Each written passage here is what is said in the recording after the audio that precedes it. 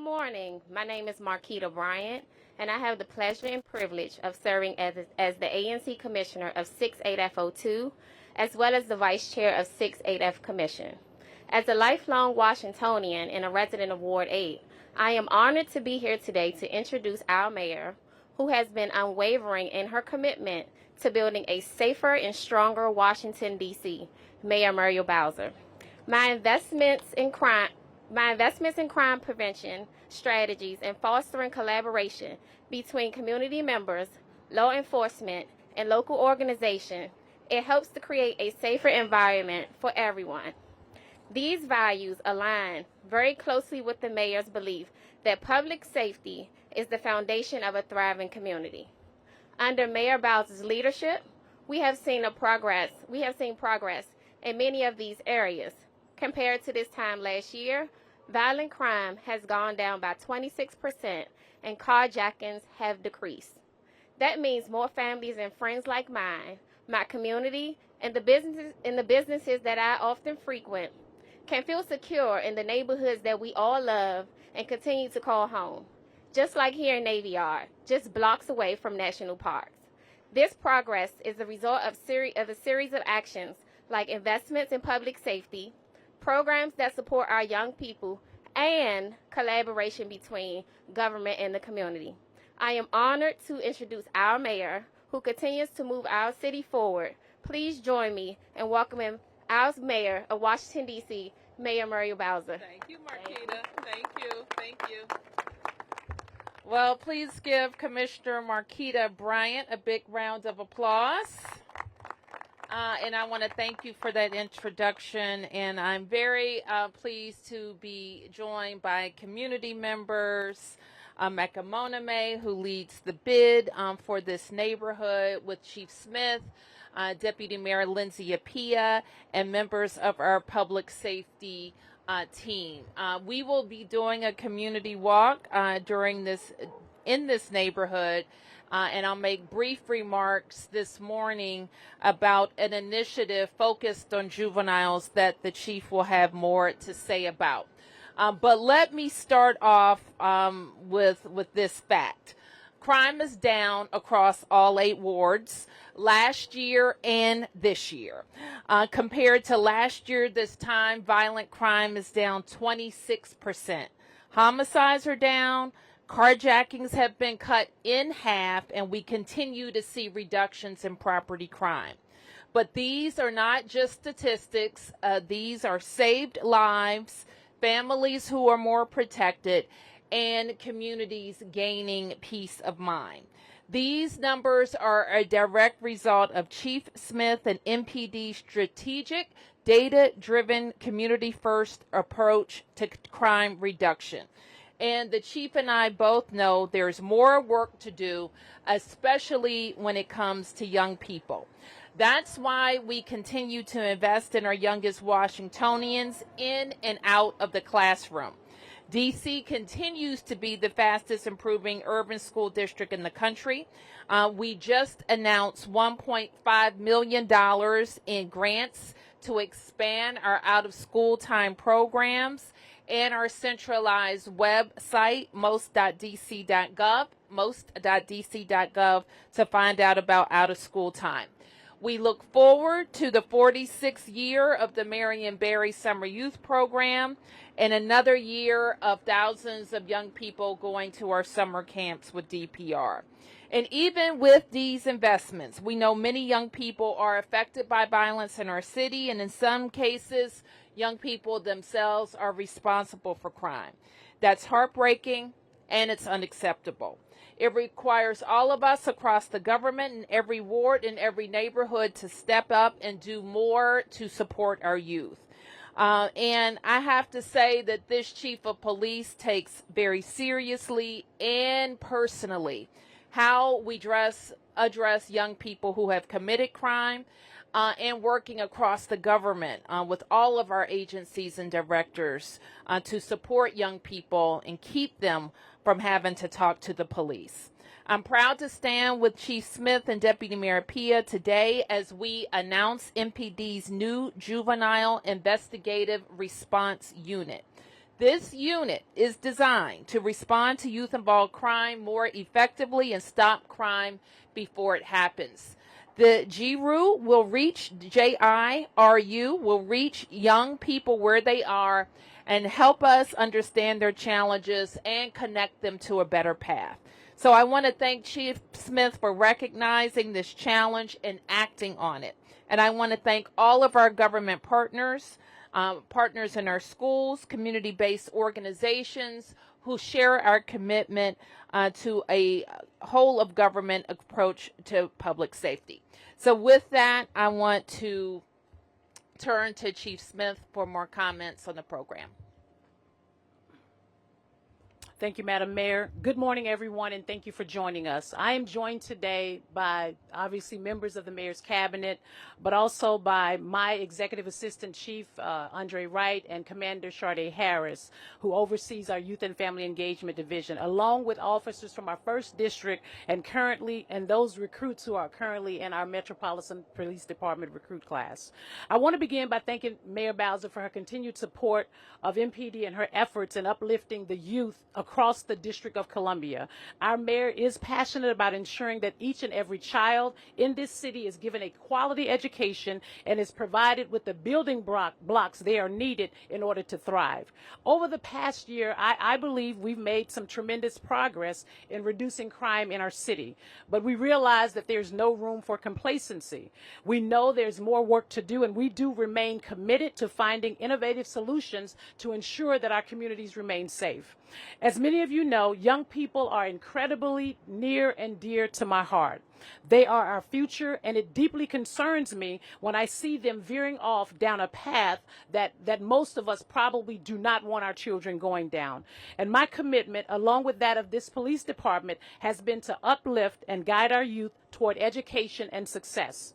It saddens me to acknowledge the numerous incidents where young people have faced crime in our community, and I share this concern with all of you. Recently, we have seen an increase in fights in our schools and more serious criminal offenses outside of our schools, and we have seen an increase in juvenile suspects involved in criminal offenses district-wide. While our team at the Youth and Family Engagement Division and our detectives as the Investigative Services Bureau have done an excellent job at closing many of our cases, it has become evident to me that we need to dedicate a group of detectives and investigators to specifically focus on the issues facing our youth. I'm proud to announce, with Mayor Bowser's support, the creation of MPD's new Juvenile Investigative Response Unit, known as JIRU. This unit will focus on strengthening our outreach to young people and will bring juvenile-focused investigations under one umbrella. The JIRU will be housed within our Youth and Family Engagement Division under the leadership of Executive Assistant Chief Andre Wright and Commander Sade Harris. We are currently right now interviewing members for the unit and plan to have the team fully operational by the end of this month. What I will say, and I'm veering off a little bit from my notes, is that we have a very strong positive relationship with all of our DC government agencies who touch our children across this city. CFSA, Child and Family Services Division, DHS, OAG. I think it's time now for us within the Metropolitan Police Department to be able to strengthen our efforts with our outside agencies to ensure that we all have the same focus on what we're trying to do when it comes to reducing juvenile criminal activity.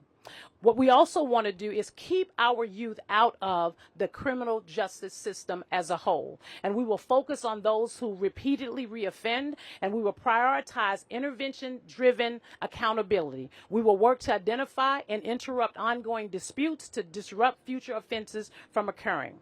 Our success will be measured by tracking recidivism. This unit will be data-driven, just like many of our other initiatives that I have launched while serving as Chief of Police. Our investigators will use real-time data to guide their strategies and closely monitor the progress of young people engaged in our rehabilitation services. I am confident, as I've said before, with any initiative that we've launched, I'm confident that the JIRU will make a meaningful impact on our communities by reducing recidivism and increasing our engagement with juveniles in our justice system. Our community plays an important role in this work.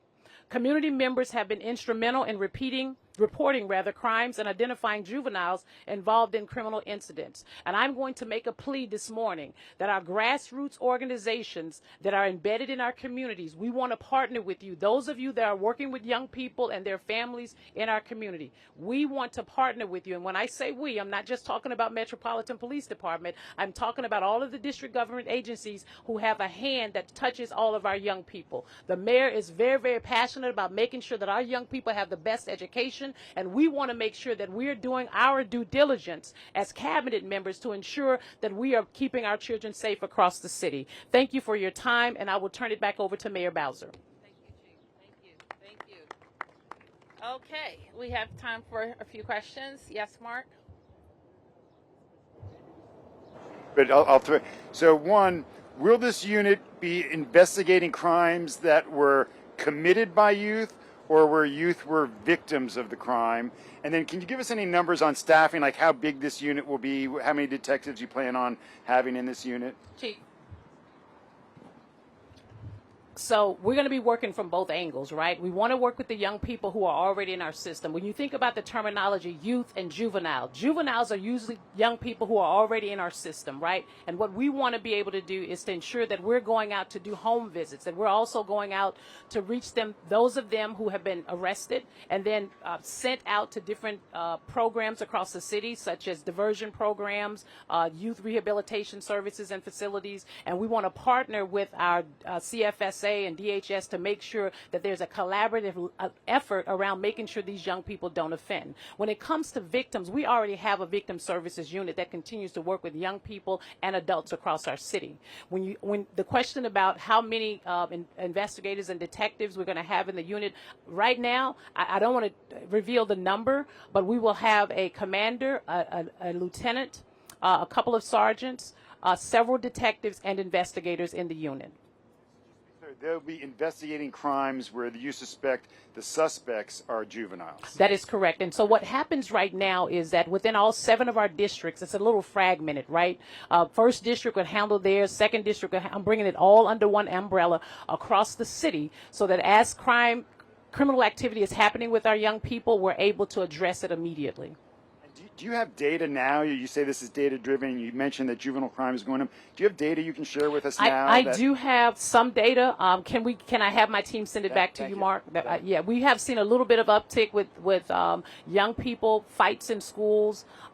We've seen a significant reduction in a lot of the criminal activity with regards to some of our CVS's and Walgreens and Targets and things like that, but we still can't stop the effort that we put forth last year. We still got to continue to work very, very intimately and intentionally about making sure that we're keeping these young people from preventing these kinds of committing these kinds of crimes. Yes, ma'am.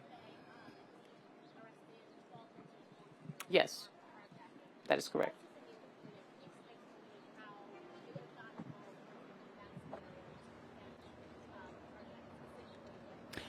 So when you talk about a 12-year-old and a 13-year-old and a 14-year-old, that should be concerning for all of us, right? So there's more work that needs to be done within that family system. Why would we have a 12-year-old, a 13-year-old, and a 14-year-old carjacking in our city, right? They're not even old enough to drive a car. And so with that investigation would go immediately to our GIRU.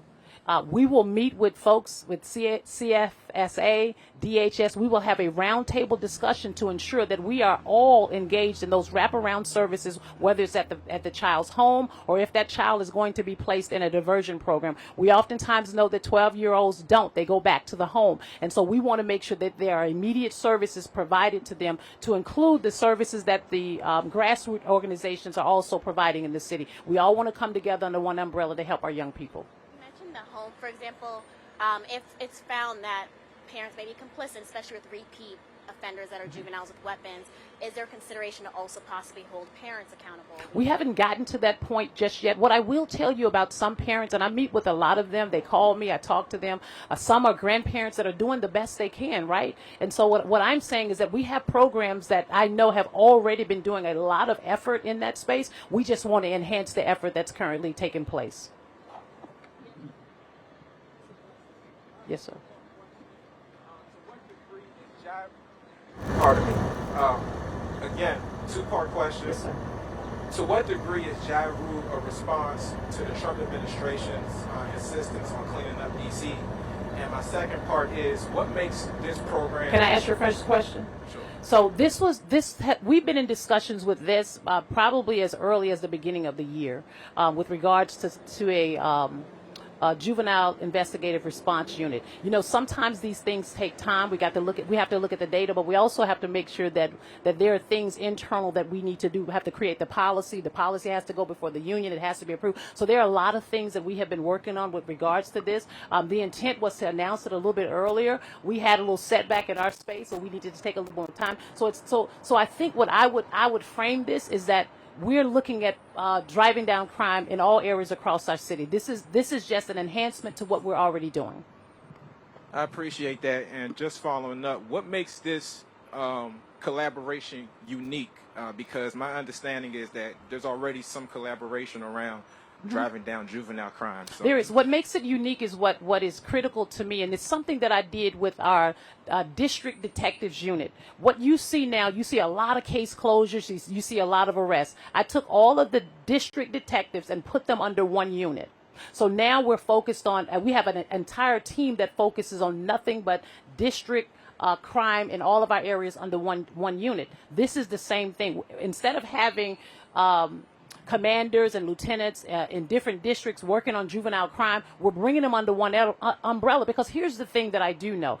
This is not all of our kids in D.C. that's committing these things. It's the same kids, right? And so we're all working for the same cause to make sure that we're reaching the same kids and we're under one umbrella. I think we will be a lot more effective in making sure that, number one, we're reaching out under one unit to the agencies, because what happens also is that some of the partnering agencies get hit 4 and 5 and 6 times. To me, why not bring that under one umbrella? We can all sit down in one space and do what we can do to drive down crime with regards to our young people. That you said 2 questions. That's the third question. Now, you know how I feel about numbers. If you don't mind, Go ahead. All right, Sam. Please indulge me, and I Yes, gotta, sir. Evoke the grassroots organizations that Yes. you mentioned. So, what is your message to them, just in terms of reassuring them that the youth will be taken care of? That, because just given their relationship with the police, what middle ground, or I guess what negotiations are there around ensuring that youth's rights will be taken into consideration? So let me do one better. I've already spoken to most of them. I've done my behind-the-scenes work. I think we have Dion is here, and she's one of the individuals, young ladies that I've spoken to that oversees a program over in Southeast who have been doing phenomenal work. And that's the bridge to connect the Metropolitan Police Department with our community. They're already doing some of the work. How do we re-engage that? And Dion and I spoke even yesterday to ensure that our kids have what they need and they're not reoffending. And so they're going to be that support system for us out in the community. Raphael with WSA 9. Chief Smith, so often you mention that it's a small group of kids committing, these crimes. Do we have a rough estimate? I know in the past you've mentioned some kind of numbers of how many are actually involved in the crimes that you're talking about. Well, I haven't counted them, but I see the faces all the time, the same faces. I see them in our crime briefing. The reason why I can get the numbers for you because that's where our data is coming from, and we'll be able to get that back to you. But I see the same kids over and over again, and so that's what's driving this for me. It's the same group. It's not a large number. Listen, we have great young people here in the District of Columbia. The mayor has already said how we are excelling in education, and so what we want to do is grab that other little small group that's creating havoc around our city. Some folks say to me that, we can't arrest our way out of this, and I agree, but we will hold those young people accountable that are committing serious crimes across our city. And will there be any specific targeted areas that are part of, we're throwing another acronym at us. All areas across the District of Columbia, all areas. We won't be targeting specific areas. If the crime is happening up in the 2nd District in Georgetown, and we have a group of young people that's committed, we're going to deal with that just like we would deal with it in any other area across the city. Thanks, Chief. Jenny with the Washington Post. Hey, Jenny. You mentioned detectives and investigators on the unit. Are there going to be officers of other ranks and other roles on the unit as well? So the officers are the ones that are already doing the work out in the field. Their reports will now come into this unit, and they will do the follow-up work behind that. And so when you talk about the roundtables, like where you have all the sort of different agencies providing services to youth at the table, which representatives from MPD are at that table that you're talking about? The representative that I mentioned before, Commander Sharday Harris is the commander of our Youth and Family Engagement Division. Captain Rachel Pulliam will be the direct point of contact with all of those individuals. And you mentioned home visits and sort of more attention to young people who are already in the system. What is going to be the relationship between this unit and Court Social Services, the agency that monitors young people? We already have a relationship with them. This is just another step to enhance what we've been doing, but to bring everybody together under one umbrella. So does that mean that MPD officers will join probation officers, or just do separate home visits, or? We're gonna sit. We've already sat down with the different agencies. We've already had a discussion about what the plan is going to be, so they will be a part of the process that we use with regards to even the home visits, recidivism, all of that. We will all take part in that. Now, I already spoke to you, Sam, Madam Mayor. Can I ask back here? Muriel with DC News. Now, two questions. One, just clarifying, Chief. You said that these detectives will be kind of behind the scenes, so they won't be. They will be out in the field. They're not just going to be behind the scenes, but this is the collaborative effort that we have to have. Detectives in the Metropolitan Police Department, I will tell you, they are sharp. They know how to bring case closures together. They know how to work together. They have to go out in the field. The investigators will go out in the field. We cannot do it any other way. So if there's a crime scene involving a juvenile, they will show up. Yes, ma'am. Okay. And then just a second question. I know last week the acting U.S. Attorney for D.C., Ed Martin, had talked about wanting stricter penalties for kids that are committing violent crimes to help reduce recidivism. So do you see that as a part of this? Do you want to see stricter punishments for some of these juveniles, and how does this play into that? What we want is for kids to stop committing crime, and we want certain accountability for them. And we do not believe, and while this is an investigative tool that the chief is talking about, and using the resources of the government during an investigation to support families, it is also very important that we have a system that has certain accountability for crime. That's true for adults, and it's true for juveniles too. Yes. Yeah, quick off topic for the chief. Chief, MPD officer Malik Loggins was arrested yesterday in PG County on gun charges. Just wanted to get your comment on that. And the comment that I have with respect to any Metropolitan Police Department officer who has been arrested for any offense, they are placed in a non-contact status, a not full duty status, and the investigation is ongoing. So his police powers have been suspended at this time? That is correct. Okay. Okay, yes, question, and then Mark, and then I think that's everybody? Yes, yep. Mayor Rebecca with 7 News. Yep. I know we kind of have two budget limbos at the moment. Everything going on Capitol Hill and kind of the standstill that we're at right now. We've got World Pride coming up in just a few weeks. Are you expecting everything to be sorted by then? And if not, what changes are you prepared to make for our budget for this current fiscal year?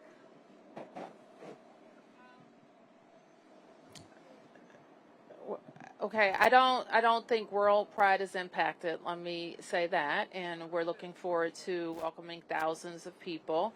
And will this be sorted by then? I certainly hope so. And as it relates to that, if there's need for additional police officers, is that something you're prepared to do regardless? We're always going to be making sure that we're staffed for the safety of the city. Absolutely. And as it relates to the fiscal year 26 budget, are you pencils down yet?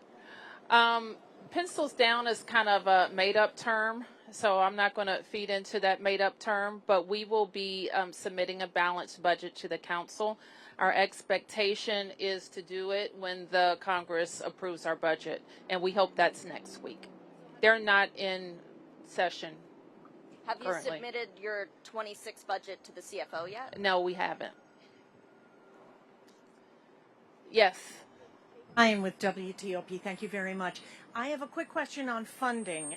Have any of the cuts that the Trump administration has done affected your ability to deliver some of these And second question, what do you say to parents and grandparents who come to court with their hands in the air going, I don't know what to do with this child, help me? It's not just here in the district. I've been in courtrooms in other jurisdictions where we've heard the same thing. Well, I don't know if I can give you a full answer. Or you're talking about the Doge cuts and the impact that they have on crime, as specifically youth crime. But we think it's a lot.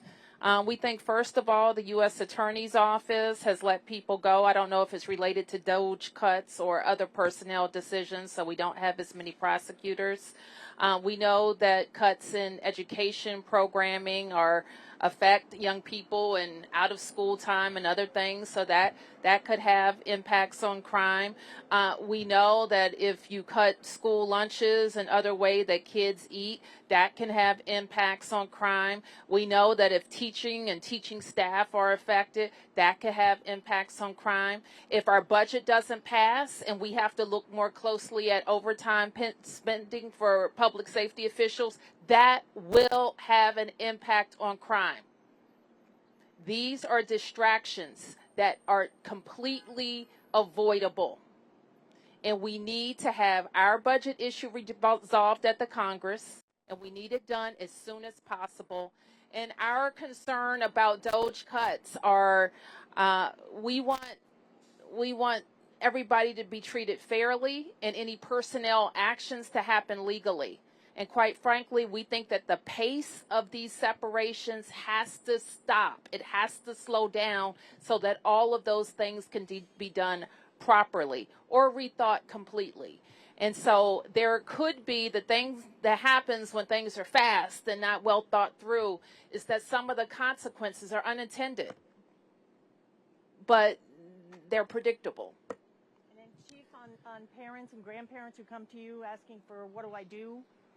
Well, I'm gonna start, and I'll turn to the chief because this continues to be a big issue. And we, especially when a child is in the system, when the child has committed a crime, we don't necessarily, and I think a lot of people think that they're doing a child a favor by not committing them to our system. Our system is a rehabilitative system. We want as many kids that have committed crimes, we rather have them in our care than have them out to commit a more serious crime. And so that is what we have spent a lot of time working with the U.S. Attorney, but also working with judges to let them know that our system is focused on rehabilitation.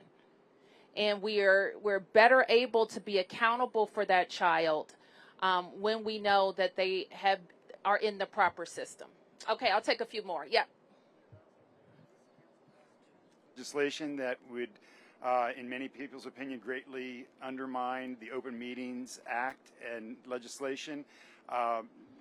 Council Chairman Mendelson said specifically, council members were afraid to speak their mind in front of you at the mayor-council breakfast, and that he specifically wants the mayor-council breakfast closed to the public and the press. So I'm wondering what your view is on this legislation, if you support it, and if the chairman closes the mayor-council breakfast to the press, will you participate in those closed-door secret meetings? Now, Mark, I have a view because I was on the council and I've been mayor, and I do believe that there are times when the government has to meet behind closed doors. You can call it secret, you can call it not open, but sometimes there are matters that have to be discussed, and they can't be discussed in in public. I don't know how else to say that, but I do believe that there are instances when that is appropriate. If I could just follow up, there's already mechanisms in place, as you well know, to close those meetings when there's sensitive economic development personnel, terrorist threats. You participated in those meetings as a council member and as a mayor. The idea that this blanket that had to be done making all these meetings off limits, and then that it was done as an emergency.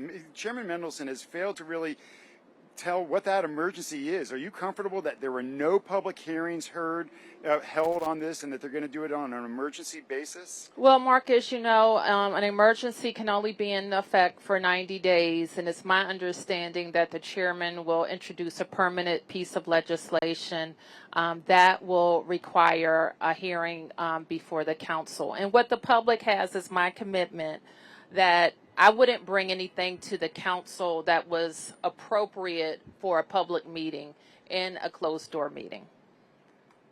Yes. Councilwoman Pitts was also introduced recently. There are a few overlaps in goals, but has there been discussions on how PCC can support the unit here and or the overlaps that are existing right now? May I ask the deputy mayor, who spent a little bit more time with those provisions, to speak to it?